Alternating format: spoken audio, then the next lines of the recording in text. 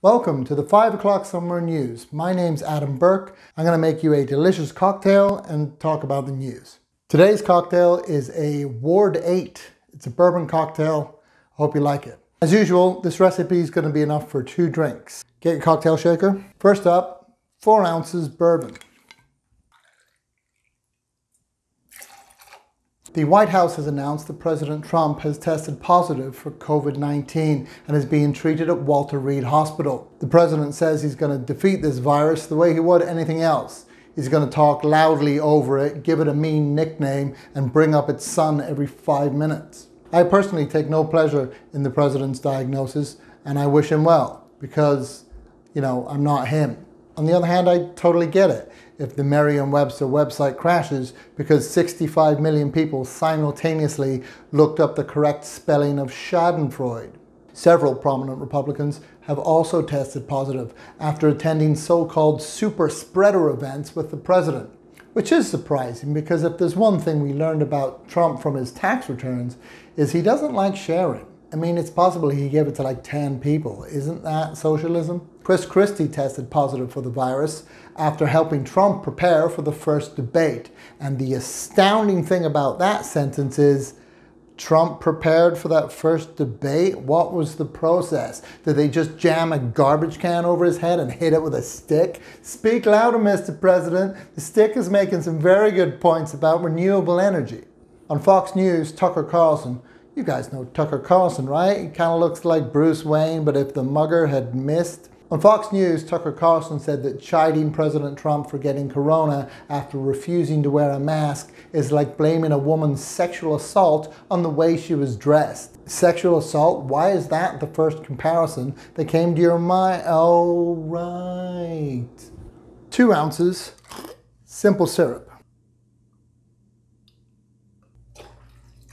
1.5 ounces fresh squeezed lemon juice.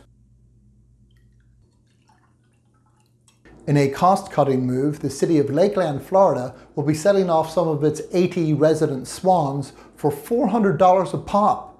So in other words, that $1,200 stimulus check can't get here fast enough. That's 3 swans, baby. Or as we call it in my house, the bare essentials. The city said that while it won't be conducting background checks on each of the potential swan buyers, it will be, quote, having thorough conversations about their plans for the bird. Plans for the bird? Could you come up with a creepier way of saying that? Oh, and just what are your plans for the bird? Never you mind, you just throw her in the sack and walk away. 1/2 ounce grenadine. Before the COVID diagnosis dominated the headlines, a former aide to Melania Trump released a tape in which the First Lady can be heard complaining about having to decorate the White House for the holidays, saying, quote, "Who gives a fuck about Christmas?"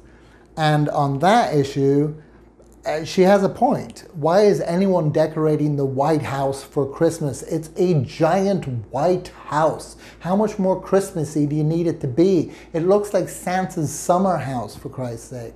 Add a bunch of ice to your shaker. Top on, give it a good shake. Then simply strain that over into a rocks glass or similar. NASA has announced that they will be installing a new toilet in the International Space Station that's designed to be more comfortable for female astronauts and that costs $23 million. I feel like dudes always find a way to make women feel like they're being high maintenance. I mean, we were all just peeing out the escape hatch, but sure, ladies, if you need it, let's drop 23 mil on a space John. It is pretty cool, actually. The project was managed by a female designer at NASA who said that they sought to improve, quote, the commode seat and the urine funnel. And I'd just like to say, I would enjoy Star Trek way more if terms like that cropped up a little more often. It's a urine funnel, Captain. She cannot take it no more. The new toilet also features foot restraints and handholds designed to keep the astronaut from floating away after they relieve themselves. But surely that's the best part of having a bowel movement in space, is doing it so hard you like take off. Man, I almost had a big lunch. My head almost hit the ceiling. You can add ice or not if you want. Then garnish with either an orange wedge or an orange slice. the maraschino cherry. That is Award 8, and this has been the 5 o'clock Summer News. Cheers!